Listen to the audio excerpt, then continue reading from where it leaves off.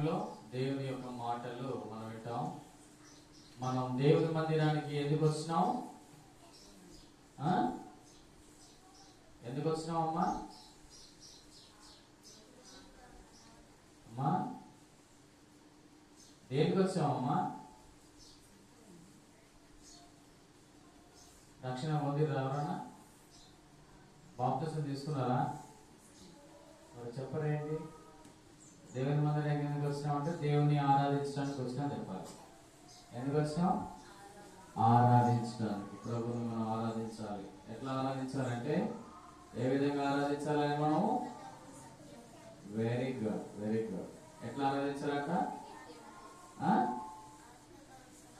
ఆత్మతో సత్యముతో ప్రభుని మనం ఏం చేయాలి?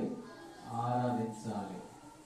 ఎక్కడ ఇద్దరు ముగ్గురు ఉంటారో వారి మధ్య నేను ఉంటానని యేసు ప్రభు చెప్తూ వచ్చినారు. ఈ లోకంలో ఎక్కడ చూసినా దేవుని సరిగా ఆరాధించరు, గణపరచరు. ఏదో వస్తారు పోతారు అంతవరకే. కానీ దాని విషయంలో దేవుడు మరి ఒక దినం లెక్క అడుగుతాడు. భూలోకంలో ఉన్నావు, నన్ను నువ్వు ఆరాధించలేదు, గణపరచలేదు, పూజించలేదు. ప్రతి ఆదివారం దేవుని మందిరానికి వస్తావు, వెళ్ళిపోతావు, అంతేగాని నన్ను ఆరాధించవు, నన్ను గణపరచవు అంటాడు. ఎందుకంటే ఆయన ఆరాధించే వారు ఏ విధంగా ఉండాలంటే ఆత్మతోనూ సత్యముతోనూ ప్రభుని మనం ఏం చేయాలి? ఆరాధించేవారుగా, గణపరిచేవారుగా, ఆయన బోధించేవారుగా ఉండాలని ప్రభు కోరుచున్నాడు. ఈ బేర్షెబా ప్రార్థన మందిరంలో బేర్షెబా ప్రార్థన మందిరంలో మనం ఎందుకు కూడుకున్నామంటే ప్రభుని మనం ఏం చేయాలి? ఆరాధించాలి. ఎట్లా ఆరాధించాలి తెలుసా? ఆరాధించద యేసు రాజా. ఎట్లా ఆరాధించాలి? ఆత్మతోనూ సత్యంతోనూ ఆరాధించాలి. అర్థమైందా? ఆయన ఆరాధించే వారి మనస్ఫూర్తిగా ప్రభుని ఆరాధించాలి. అర్థమైందా? చిన్నపిల్లలే దేవుడు ఆరాధన వింటాడు, పెద్దవాళ్ళ ఆరాధన వింటాడు.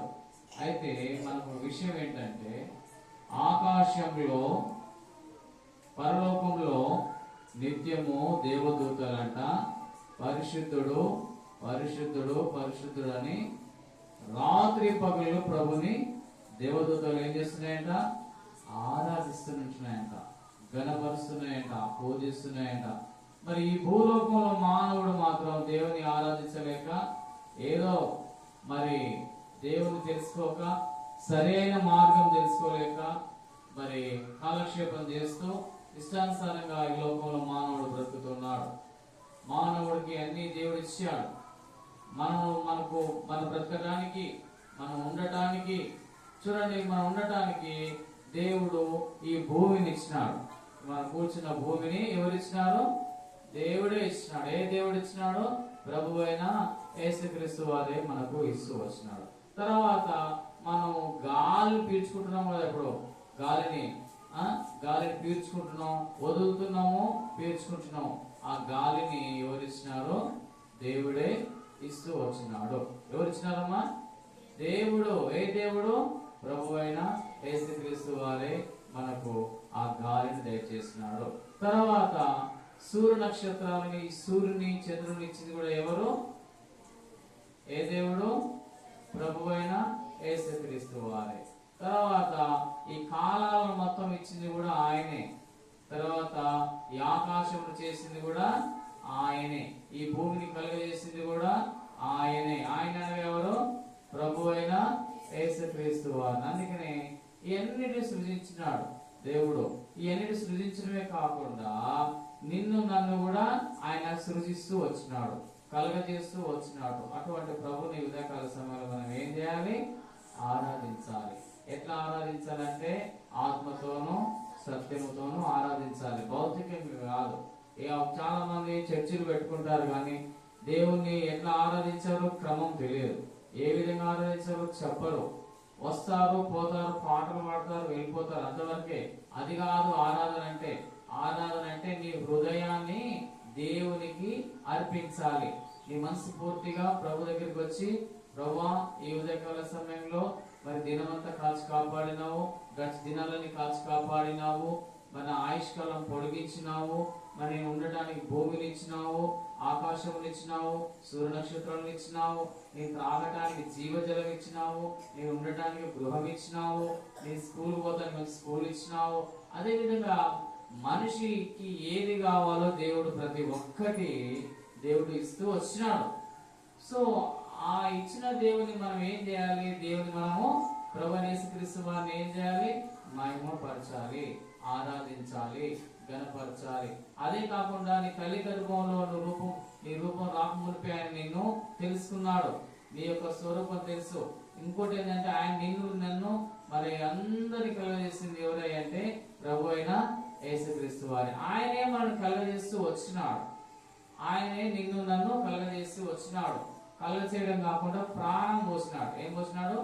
నీకు నాకు మనందరికి ఏం చేసినాడు? ప్రాణం పోసినాడు. ప్రాణం జీవవాయువుగా మానవుడు జీవాత్మ అయిపోయినాడు. కాబట్టి అందుకే ఆయన జీవం పోసాడు. కాబట్టి ఆ జీవగల దేవుడు మనం ఏం చేయాలి? ఉదయకాల సమయంలో ప్రభుని ఆరాధించాలి, ఘనపరచాలి, పూజించాలి. మొట్టమొదటిగా ఏం చేయాలి?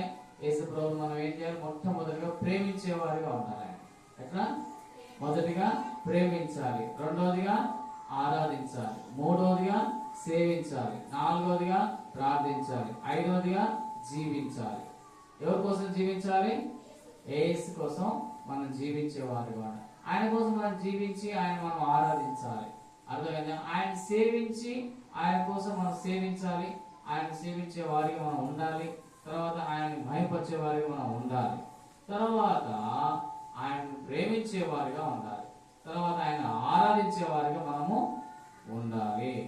అట్లా ఉన్నట్టయితే ప్రభు ఏం చేస్తాడంటే దేవదూతలు వచ్చాక నువ్వు ఎప్పుడైతే ప్రభుని ఆరాధిస్తావో దేవుని మందిరంకి వచ్చి, దేవుని మందిరం ప్రతి ఆధారం వచ్చి దేవుని మందిరంలో చిన్న పిల్లలైనా ఆరాధించవచ్చు, పెద్దవాళ్ళైనా ఆరాధించవచ్చు, ఎవరైనా ప్రభుని ఆరాధించవచ్చు. అర్థమైందా? ఎవరైనా సరే, ఏ కులం లేదు, ఏ జాతి లేదు, ఏ మతం లేదు, ఏది లేదు, ఎవరైనా ప్రభుని ఆరాధించాలి. ఆయన సృష్టికర్త. ఎవరైనా ఆయన సృష్టికర్త. ఆయన ఈ ప్రపంచాన్ని కలగజేసిన వాడు ఆయనే. ఆయన ఎవరు? ప్రభు అయిన యేసుక్రీస్తు వారిని.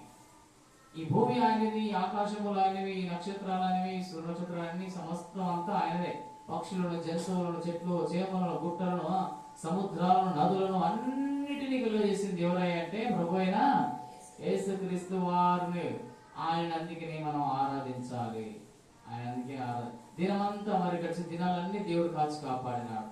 గడిచిన దినాలన్నీ దేవుడు ఏం చేస్తున్నాడు? నిన్ను నన్ను మన కష్టాల్లో, బాధల్లో, ఇరుకుల్లో, ఇబ్బందుల్లో, అనారోగ్యం పరిస్థితుల నుంచి, మరి తర్వాత ఆ యొక్క మరి ఏదైనా కావచ్చు, మానసిక ఒత్తిడి నుంచి, అన్నిటి నుంచి దేవుడు కాపాడుతూ వచ్చినాడు. తర్వాత మరి అనేక ఎంతమంది దినం చూడక అనేక ఎంతమంది లోకాన్ని వదిలిపెట్టి వెళ్ళిపోయారు. వారికి ధన్యత. కానీ నీకు నాకు ప్రభు దయచేస్తున్నాడు, ఆయుష్కాలం పొడిగించినాడు, నెలలు, సంవత్సరాలు, వారాలు కొద్దిగా దేవుడు మనల్ని కాచి కాపాడుతూ వచ్చినాడు. కాబట్టి అటువంటి ప్రభువుని మనం ఈ ఉదయకాల సమయంలో ఏం చేయాలి? ఏమా ఆరాధించాలి. ఎవరైనా ఆరాధించవచ్చు.